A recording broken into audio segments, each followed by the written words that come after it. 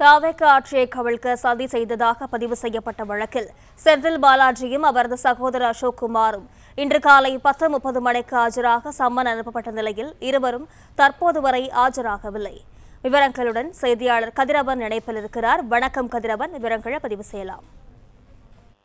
சட்டப்பேரவையில சபாநாயகருக்கு எதிராக நம்பிக்கையில்லாத தீர்மானம் கொண்டு வரும்போது ஆளுங்கட்சிக்கு எதிராக செயல்பட்டால் 35 கோடி வரை பணம் கொடுப்பதாக திமுகவினர் தன்னிடம் குதிரைபுரம் நடத்தியதாக சென்னை காவல் ஆணையரிடம் ஊத்தங்கரை தமிழக வெற்றிக் கழகத்துடைய சட்டமன்ற உறுப்பினர் இளையராஜா கடந்த 29ஆம் தேதி புகார் அளித்திருந்தார். இந்த புகாரின் அடிப்படையில் திருவல்லிக்கேணி போலீசார் வழக்கு பதிவு செய்து யூடியூபரும் IPDS இந்த கருத்து கணிப்பில் விடக்கூடிய நபரான திருநாகஸ் என்பவரை கைது செய்தார்கள். அதன் தொடர்ச்சியாக திருச்சியை சேர்ந்த நரேஷ், மேடவாக்கத்தை சேர்ந்த தியாகராஜன், செல்வின், அதே போல சீனிவாசன் உள்ளிட்ட 8 நபர்கள் கைது செய்யப்பட்டார்கள்.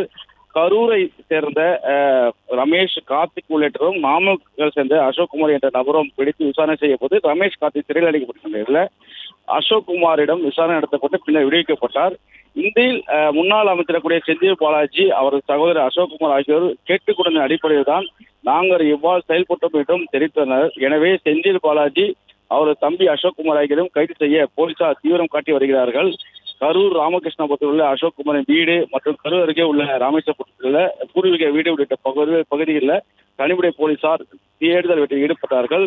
அவர் 2 பேரும் தலைமுறைவானதாக இருப்பதாக கூறப்படக்கூடிய நிலையில வெளிநாடு தப்பி செல்ல இருப்பதற்கு தேடப்படும் நபர்கள் என்ற லுக்அவுட் நோட்டீஸையும் திருவல்லிக்கேணி போலீசார் பிறப்பித்திருக்கிறார்கள். துறைமுகங்கள், விமான நிலையங்கள் போன்றவற்றிலும் இதை கொடுத்திருக்கிறார்கள்.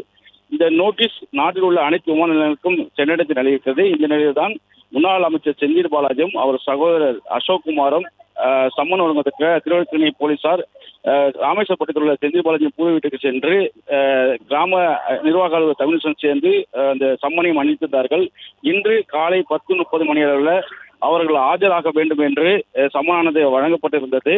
இந்த நிலையில இதுவரை அவர் காவல் நிலையத்தில் ஆஜராகவில்லை. ஏற்கனவே செந்தில் பாலாஜி அவர்கள் பல்வேறு வழக்குல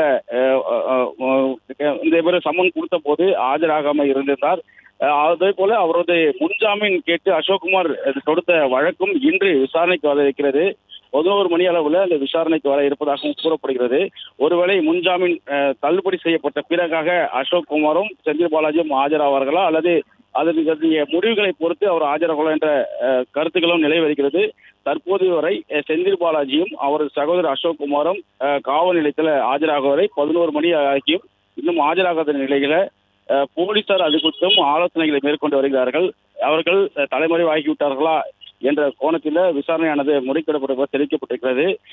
நெடுஞ்சாலைத்துறை முறைகேடு வழக்கில் திமுக முன்னாள் அமைச்சர் ஏவா வேலுவும் கடந்த 3ஆம் தேதி விசாரணைக்கு ஆஜராக லஞ்ச ஒழிப்பு போலீசார் சம்மன் அனுப்பிய நிலையில மருத்துவ சிகிச்சைக்காக சிங்கப்பூரில் இருப்பதாக அவர் தரப்புல வழக்கறிஞர் ஆஜராகி ஒரு கடிதத்தையும் தெரிவித்திருந்தார்கள்.